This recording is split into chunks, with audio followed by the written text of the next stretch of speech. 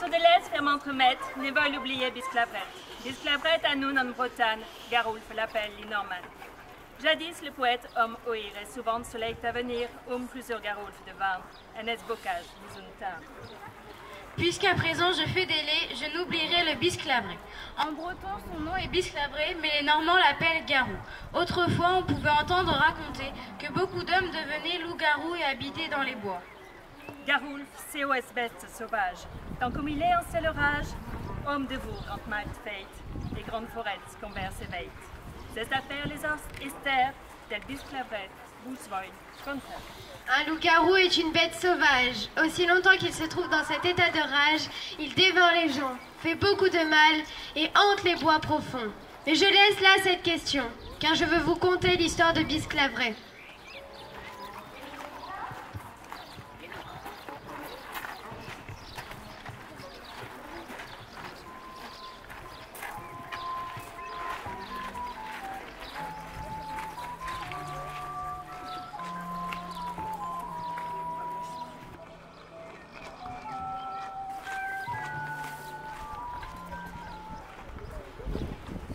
En Bretagne habitait un seigneur. J'ai entendu à son sujet de prodigieuses louanges. C'était un beau et bon chevalier d'une conduite irréprochable. Il était l'ami intime de son seigneur et tous ses voisins l'aimaient. Il avait épousé une femme de grande valeur au visage très affable. Il l'aimait autant qu'elle l'aimait. Mais une chose tourmentait fort son épouse. Chaque semaine, durant 3 jours, il disparaissait et elle ne savait ni ce qu'il devenait, ni où il allait. Aucun des siens ne le savait non plus. Un jour, qu'il fut rentré tout gai et tout joyeux à la maison, elle le questionna. « Seigneur, mon doux ami, il y a une chose que je vous demanderais bien volontiers si je l'osais, mais je crains tellement votre colère que je ne redoute rien de plus au monde. » Dame, demandez donc. À toute question que vous me poserez, j'apporterai une réponse, si du moins je la connais.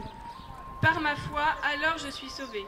Seigneur, je suis dans un tel effroi les jours où vous me quittez, et j'ai dans le cœur une si grande douleur, ainsi qu'une telle crainte de vous perdre, que si vous ne m'apportez pas un prompt réconfort, il se peut que je meure très bientôt. Dites-moi donc, où vous allez, où vous êtes, où vous demeurez. À mon avis, vous aimez une autre femme, et s'il en est ainsi, vous commettez une faute. Dame, pitié, au nom de Dieu, si je vous le dis, cela vous dissuadera de m'aimer et causera ma propre perte. À plusieurs reprises, elle lui posa la question. À force de le flatter et de le cajoler, elle finit par obtenir qu'il lui raconte son aventure. Il ne lui cacha rien. Dame, je deviens loup-garou. Je pénètre dans cette grande forêt et, au plus profond des bois, je vis de proie et de rapine. Quand il lui eut tout raconté, elle lui demande de préciser s'il enlève ses vêtements ou s'il les garde. Dame, j'y vais tout nu. Au nom de Dieu, dites-moi où sont vos vêtements. Dame, cela je ne peux pas vous le dire, car si je les perdais ou si l'on découvrait la vérité à mon sujet, je resterais loup-garou à tout jamais. Il n'y aurait plus pour moi aucun recours tant que l'on ne m'aurait pas rendu mes vêtements. C'est pour cela que je veux garder le secret. Seigneur, je vous aime plus que tout au monde. Vous ne devez rien me cacher, ni redouter quoi que ce soit de ma part, ou alors ce serait la preuve que vous ne m'aimez pas. Dame, à côté de ce bois, près du chemin que je prends, se trouve une vieille chapelle qui souvent me rend grand service. Là se trouve une pierre large et creuse en dessous d'un buisson. Je mets mes vêtements sous le buisson jusqu'à ce que je revienne à la maison. La dame écouta ce récit prodigieux et en devint rouge de peur. Cette aventure la plongea dans l'effroi. Elle réfléchit aux différents moyens de se séparer de son mari.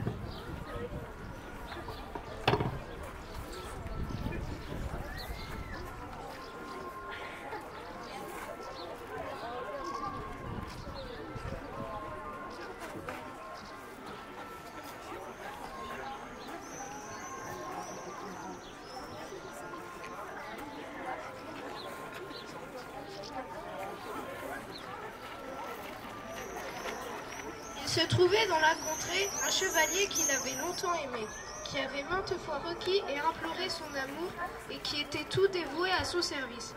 Elle ne l'avait jamais aimé ni même assuré de son amour. Amis, soyez heureux. Je veux satisfaire sans nul répit ce Micro. Je veux satisfaire sans nul répit. Accordez-moi. Je vous accorde mon amour et mon corps. Faites de moi votre ami. Le chevalier la remercia courtoisement. Il prit sa promesse et elle reçut son serment. Puis elle lui conta comment son mari la quittait et ce qu'il devenait. Elle lui révéla le chemin qu'il suivait jusqu'à la forêt. Elle envoya voler les habits de son mari. C'est ainsi que Bisclaveret fut trahi. On le chercha et on s'enquit beaucoup à son sujet, mais il restait introuvable.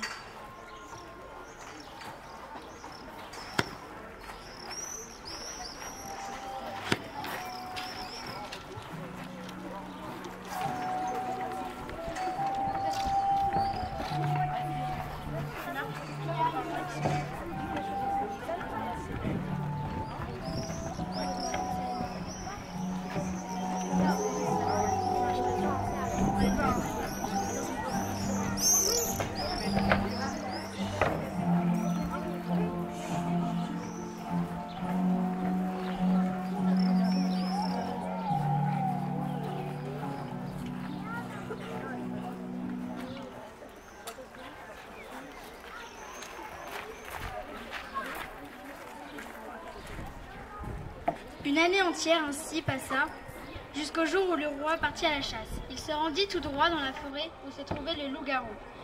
Une fois les chiens furent lâchés, ils tombèrent sur le loup-garou. Chiens et veneurs le poursuivirent toute la journée. Il s'en fallut de peu pour qu'ils ne le capturent et ne le mettent à mal. Dès que le loup-garou aperçut le roi, il courut vers lui pour lui implorer sa pitié. Après l'avoir saisi par l'étrier, il lui baisa la jambe et le pied. À sa vue, le roi prit peur et appela tous ses compagnons. Seigneur, approchez, regardez cette merveille. Regardez comme cette bête se prosterne. Elle possède la raison d'un être humain. Elle demande pitié. Faites-moi reculer tous ces chiens et veillez à ce que personne ne la frappe. Cette bête est douée d'intelligence et de raison. Dépêchez-vous, partons d'ici, j'accorderai ma protection à cette bête. Car je ne le chasserai plus aujourd'hui. Alors le roi s'en retourna et le loup-garou le suivit. Il le suivait à la trace et ne voulait plus partir. Il ne cherchait nullement à le quitter. Le roi l'emmena dans son château, il en était tout heureux. Et cela lui plaisait beaucoup car il n'avait jamais vu une chose pareille. Il considérait le loup-garou comme un prodige et l'entourait des plus grands soins. Il recommande à tous ces gens de bien le soigner par amour pour lui et de ne lui faire aucun mal. Partout où le roi se rend, il tient à l'accompagner. Il se tenait toujours à ses côtés, écoutait ensuite ce qui arriva.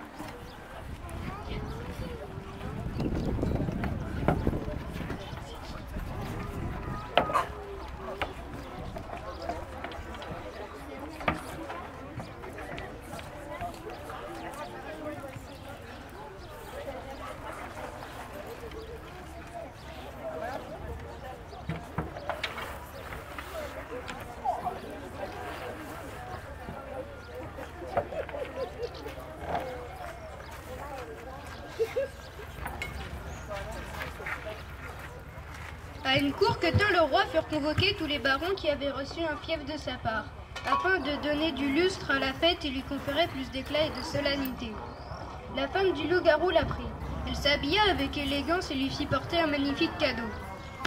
Dès que le loup la vit arriver, il fut impossible de le retenir.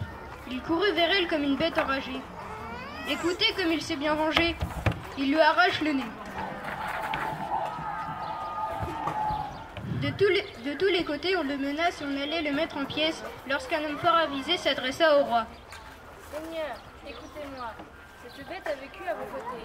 Tous ici, nous l'avons vue et nous l'avons approchée pendant longtemps. Jamais elle n'a touché quiconque, ni montré la moindre cruauté. Sauf envers la dame que voici. Par la foi que je vous dois, la bête a quelques motifs de colère envers la dame. C'est la femme de ce chevalier pour lequel vous aviez autrefois tant d'amitié. Depuis bien longtemps, il a disparu, sans que l'on sache ce qu'il est devenu. Soumettez donc la dame à la question pour savoir si elle ne vous révélerait pas les raisons que la bête a de la haïr. Le roi suivit son conseil. Il garda le chevalier prisonnier et d'autre part fit saisir la dame qu'il soumit à un cruel supplice.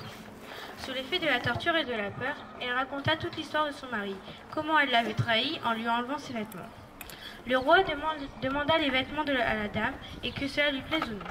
Il les fait rapporter et présenter au loup-garou, mais une fois qu'ils furent placés devant lui, il n'y prêta absolument aucune attention.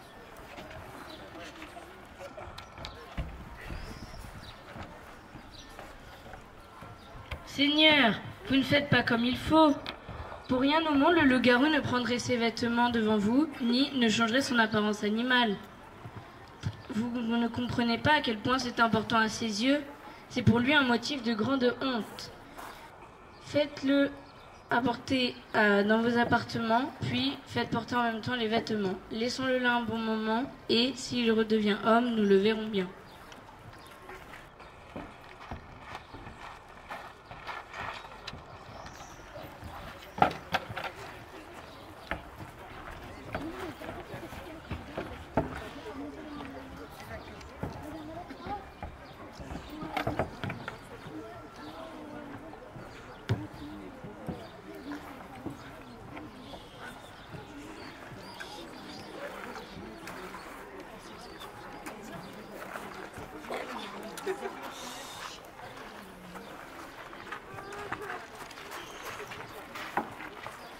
Le roi le conduisit lui-même et referma toutes les portes sur lui.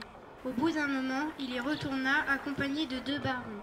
Ils entrèrent tous les 3 dans la chambre et ils trouvèrent le chevalier endormi. Le roi courut l'embrasser, plus de 100 fois il l'enlaça. Dès qu'il le put, il lui rendit toutes ses terres et lui donna encore plus que je ne peux dire. Il fit partir sa femme et la chasse du pays. Avec elle partit celui pour qui elle avait trahi son mari. Elle eut par la suite de nombreux enfants, bien reconnaissables à leurs airs et à leur visage. Bien des femmes de son lignage, c'est la vérité, naquirent sans nez.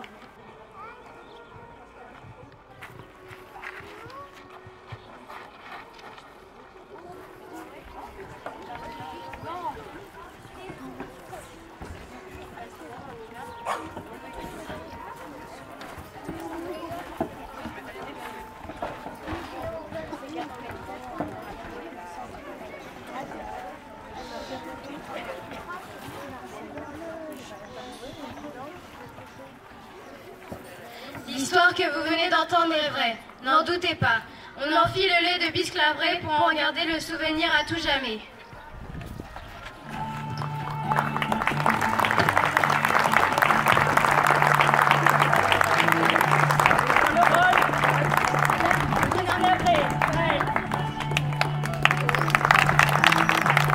Dans le rôle de Marie de France, Luna et Lisa. La dame, Lilou. Le loup-garou, Boris. Le chevalier, Enzo. Le vieil homme sage, Lola. Le roi, Jean-Louis. Les barons, Timéo, Enzo et Thaïs. Les narrateurs, Joachim, Maëlys, Emma, Jules, Enora, Maxence, Océane, Enzo, Alexandra. Et les accessoiristes, Pierre, Lucas,